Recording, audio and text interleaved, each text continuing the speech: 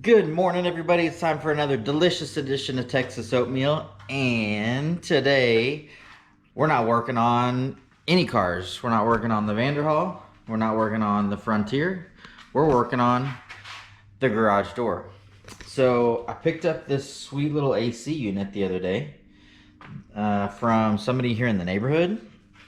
They used it for their house or room or I don't know, whatever, and they needed a bigger one. So this one is set at a 300 square foot room, which doesn't make a whole lot of sense for this garage that's bigger than 300 square foot.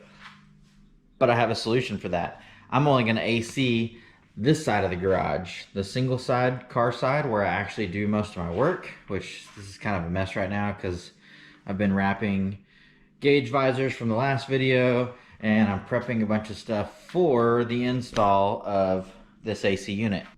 When I was having this house built, I insulated the outside wall here that they normally don't insulate because it's a garage and they don't insulate your garage. They insulate, actually they didn't insulate this either because this is just the backyard behind here. The regular insulated livable space is here.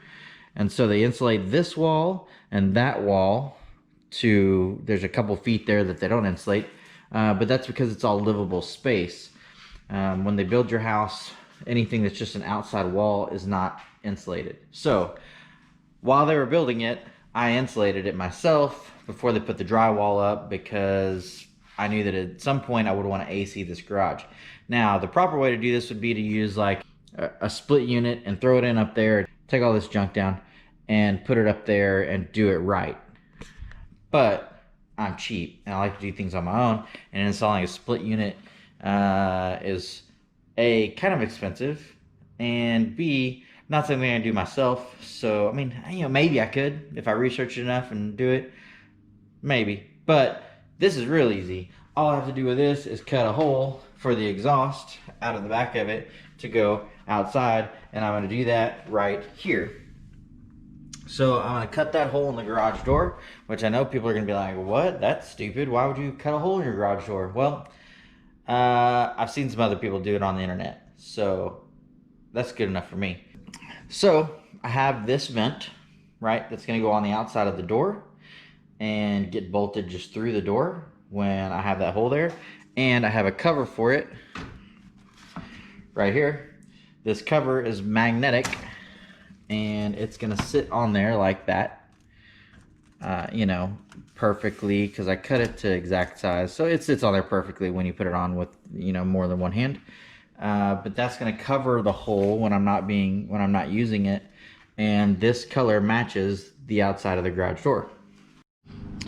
Okay, when I say matches, it's close. I mean, it's basically the same color. I had to get the color from Home Depot because I ran out of the original little tiny, like little pint of it that I did, or that I had, that actually is the real paint for this. I had some of that from when the house was originally built, and I ran out of that when I built my catio in the backyard that you guys, I don't know, some of you know about, some of you have no idea what I'm talking about, but I have a little cat cage kind of thing in the backyard for my cat to be able to go outside, and I painted it the same color as all the trim. So this is close. So it's not perfect, but it'll be close enough. And it's gonna be down here, you know, right here-ish or something. So it's gonna blend in pretty well with everything. And half the time there's a car parked right here, as you've seen in most of the videos. So no one will really even notice it. So, you know, when that's off of there, it'll be like this, or whichever way it's gonna go, probably this way. And you know, it's not gonna be super obvious that it's on there, right? I don't know, it doesn't matter, I don't care. It's good enough for me, so it's gonna get the job done, and it should be quick. It's just a matter of cutting through the door. This has some kind of like this material, I'm not sure what this is, but it's not just the door, it's like it's,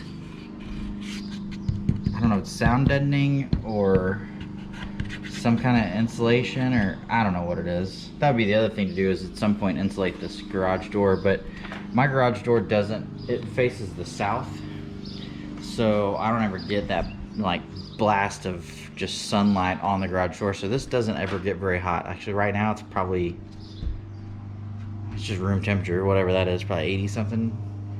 So it's not super hot on this garage door anyways. And then of course everything is insulated, and I even did my whole attic has the spray and insulation up there too, so super insulated. And the idea for being able to keep this side of the garage closed off from the rest of the garage so that I'm not heating up the whole thing is something that I'll have to film a little bit later, because I don't have everything just yet. Ordered it on Amazon, it's just not here yet, but it's coming. So I'll continue that part of the video on Monday when I actually get everything. It's Saturday now. You guys are going to skip right to the installation of the next piece to be able to take this section and separate it from the rest of the garage. So we'll be back in 3, 2, 1. And we're back. So it is a couple days later, because when I left you guys it was Saturday, and now it is Tuesday. So we had a little issue with the old Amazon. They did not get my stuff to me yesterday for me able to get this all installed and filmed and put out on Tuesday. But then there's this whole, like, you know, craziness going on in the world. So I don't know that I really wanted to put anything out today, since some people are trying to stay off social media, you know, to black out Facebook and all that, and Instagram and all that. I figured I should probably show you how this turned out. So the vent on the other side has 2 bolts that hold it on, obviously. So one on either side of this. So this one here and this one here. I just measured this out. This is the piece you would part of the piece that you would normally put in, you know, like your window. You'd slide your window down to it, and it has like these little attachments that would make it slide over and fill like the whole window, depending on how wide your window is. This is part of that had the hole in it for you to mount this piece to it already. So the vent on the outside, I just measured it, mounted it, and drilled all the way through to this, and ran bolts all the way through with a nut on the back side of this to hold all of it together, clamped through the door, and attach this on there. I can take this hose off, like release these little tabs and take the hose off, and this will stay on the door. This whole thing stays on the door. I've got foam inside here all the way around it to help seal it, so that the heat, you know, doesn't just come through the cracks of this. And this whole piece stays on the door. You take the hose off, and the door can raise all the way up, and it clears everything as it goes over without any issues. So that's how that turned out. Turned out pretty nice. And when I don't use that, I just take the hose off, tuck it away, and slide this all back against the wall. Real simple. So where we are now, though, is finally this got delivered to me, and it is this right here. I know it doesn't look like a whole lot, but this is some track that you mount to the ceiling of your wherever you're going to mount this to, and it makes this little curtain rod stuff. These instructions are amazing. They're very in depth. Basically, measure how much you need. Cut these if you need to with your saw that they give you. I mean, they supply it, which is kind of nice. I can imagine trying to cut through this with that. That seems like a lot of work. And then put the little end cap on the end with a little screw. Mount it to the ceiling. Use this optional accessory to make installation easier, which I guess I didn't get since that's blank. Mount it to the ceiling. Install all these little roller hook things, right? And then install additional track as you go, and then hang your curtain from the track. So the reason I'm doing this is I got all of this clear shower liner, and it is actually 8 foot tall. So my ceiling is 8 foot tall. So what's nice about this, for one, this is really, really cheap. I opened one up just to measure and make sure it really is 96 inches, and it is. Luckily, my ceilings are not exactly 8 foot tall. They are 98 inches tall, 8 foot 2 inches. So hopefully that makes up for the track that I'm going to install and the little hooks hanging down. You know, these are going to measure, these are about an inch from, so these little guys are, you know, about an inch on the little hook itself, and then this part goes up inside the track a little bit. So I'm hoping for the most part we are about 2 inches down, and this lines up perfectly. It's probably going to drag just a little bit on the ground, but you know, not going to be terrible. The whole idea here is to run enough of the track along the roof right here, right, all the way back to the section of this that I think I've measured it out where I can run from this part all the way down.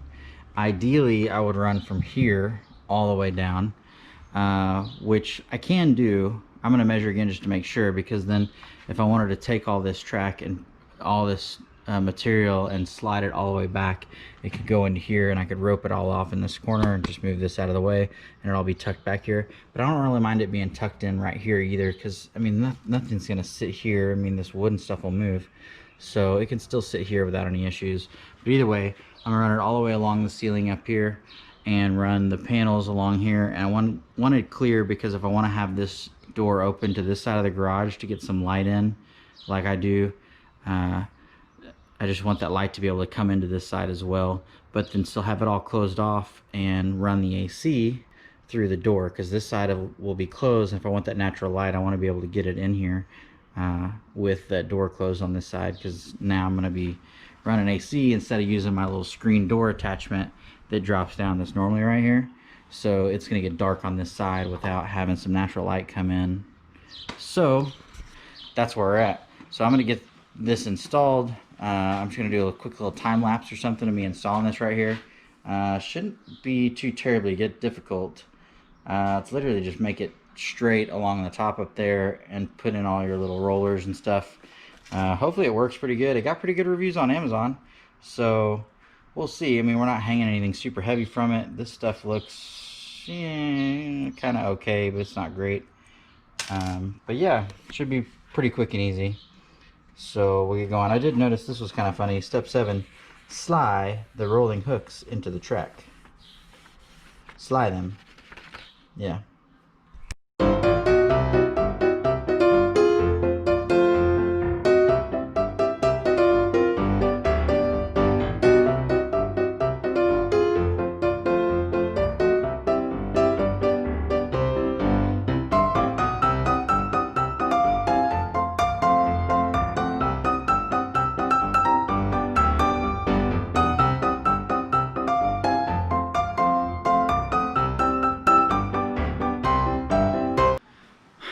Okay, so this is what we got. So we got all the track up there, all the way down, and the camera makes it look a little warped because, you know, these GoPros aren't, you know, they're a little bit of a fisheye lens, but I promise you it's perfectly straight.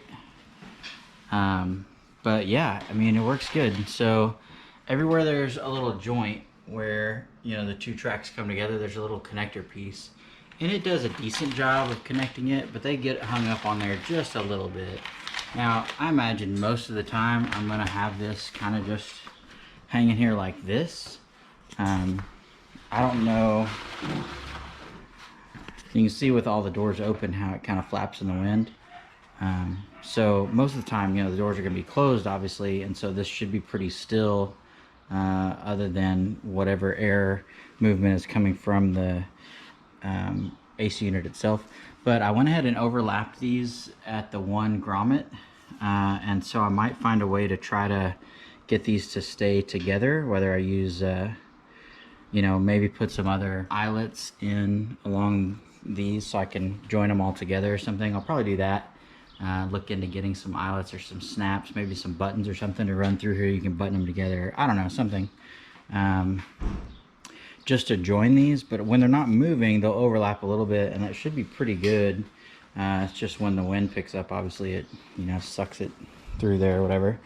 But yeah, you know, overall pretty cool. The one at the very end has a hook that attaches to the end you know, the very end of the track, which is pretty cool. And then from there on, they just go all the way out. But, you know, if you wanted to close it up, you know, completely, you can mostly do that till it gets stuck. But it seems like once you get it, you know, maybe if I run these through there a couple times, they'll be okay or something. I don't know. So I can get it all the way back to there, and then I could, you know, punch this up and secure it to the wall with a couple hooks and a little short, put a couple hooks and a little short bungee cord on there maybe to keep it all back if I want it completely out of the way to open everything up, or, you know, just go for it and drag it all the way open. It drags open a lot better than it closes. I'm sure that's just the nature of the beast because you're not fighting it as much. You can see that as it's flapping through here, it's getting caught up on this. But yeah, overall, pretty cool. You know, that it comes all the way to there and leaves me this little gap at the end here. That again, if I went ahead and dig all this junk out of here and put something in here between the edge of the countertop and then the rest of the wall and everything, because there's a little gap here between the wall and the cabinet, obviously, because I didn't butt that all the way up against there. But if I go ahead and put something in there to block it, then I can, you know, close this gap up a little bit further. And we're talking, you know, that little bit, just, you know, maybe 2 inches or something here, 3 inches, 4 inches maybe under here, whatever. And then that's probably like a foot or something here that it needs to close up. But I may not. I may just run it just like that and just see how it does. I think this will make a huge difference already, and it's, you know, pretty neat. I don't know what it looks like from the outside. I'm sure my neighbors are probably thinking I'm like building a kill room, like I'm Dexter or something, but you can't even hardly tell. I mean, you can see it in there, but obviously it's not like, especially if it wasn't moving. It just looks like I made a paint booth or something.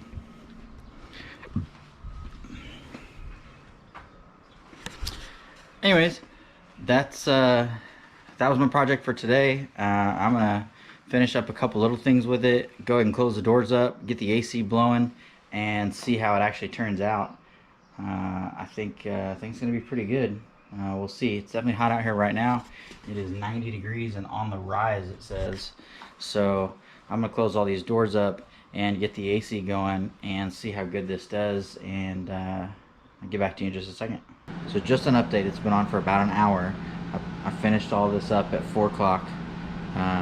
Turned it on a few minutes after 4. It's definitely right at 4:05, right? It's 5:09 right now. Not that y'all can see or read that, but it says 5:09. And we're at 82 degrees. Well, bounce between 82 and 84 evidently. Probably because I walked over here and I'm stirring up the hot air off the ceiling. But knocked it down from 90 to, you know, 82, 84, whatever. It says it's 82 on the machine in the corner. This says 84 here. So it's definitely working, and it's cooling down much quicker than it did the other day. When I didn't have the sheets up the other day, I had it running for about the same amount of time, and it knocked it down maybe 4 degrees total. So it's a little bit better than the last time, but it's also a lot hotter than it was last time. So the other day it was like maybe 85 outside. Today it's 90. So we've started at a lot hotter point, and we started later in the day, and it's cooling off fairly quickly. Imagine if I started running this in the morning when it was only, you know, 70 something outside, and started running this, it would keep it that cool, I would imagine, most of the day. So you know, not too bad. Again, I'm gonna get something to seal up this little corner down here, just some plywood or something to put in there, paint it white or something, or maybe covered in carpet, or I don't know, but something to go there to seal the gap so there's not quite as big a gap right here. And then I'm gonna run some like door weather strip sealant stuff or whatever, just like the little flaps along the whole top edge, just to seal it up a little bit up there, just to narrow that gap down too. Not that that's too big a deal, because I mean hot air rises, so it's maybe that's giving it a place to leave. I'm not sure, but I'm gonna run. I've got some stuff on order to run all the way down that, and then a piece to block this. Because if you stand right here, you can definitely feel the cold air kind of leaving and coming around the corner. So yeah, Moody seems to like it on this side. She was real hesitant to walk through the material at first, and she was not so sure about the AC unit because she wasn't in here the other day when it was on. So yeah, overall this is definitely a success, and it's going to make working in the garage way nicer. I mean, it's definitely way cooler in here. Earlier, without being in front of a fan to literally dry yourself off, I was sweating, and right now I'm not. So it's definitely working. So I'm gonna leave you guys with that. That's it for today, and we'll see you guys next time. Peace. I'm sure my neighbors probably just heard me cut this hole and are probably wondering, what in the world could I possibly be doing cutting a hole in my garage? But there it is. So this is like an insulated garage door. Kind of nice. You must be blinded by the light.